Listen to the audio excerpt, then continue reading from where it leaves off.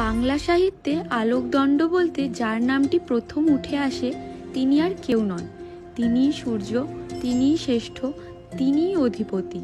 বিশ্বে তিনি এমন এক ঠাকুর যিনি সর্বকালে চিরপ্রাসঙ্গিক, চিরনবীন ও চিরন্তন রূপে চিরকালীন। দাদার কি সৌভাগ্য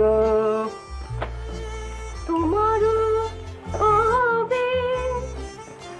কি চটি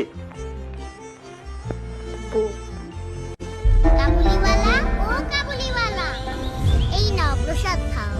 वो क्या है? তুমি দেখছি কিছুই জানো না। তোমার ঠাকুর নেই? अच्छा, अल्लाह। তোমার ঠাকুরের নাম আল্লাহ, হ্যাঁ। আমার ঠাকুরের নাম ঠাকুর। এখান থেকে আমাদেরকে উঠাতে গেলে আমি তার হাত পার জিসমের মধ্যে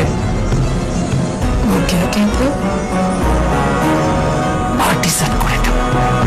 রতন, আমার জায়গায় যে লোকটি আসবেন তাকে বলে দিয়ে যাব, তিনি তোকে আমারই মতো যত্ন করবেন। না না, তোমাকে কাউকে কিচ্ছু বলতে হবে না, আমি থাকতে চাই না। এই গিরিবালা, নেমে ওখান থেকে ওখানে কি করছো?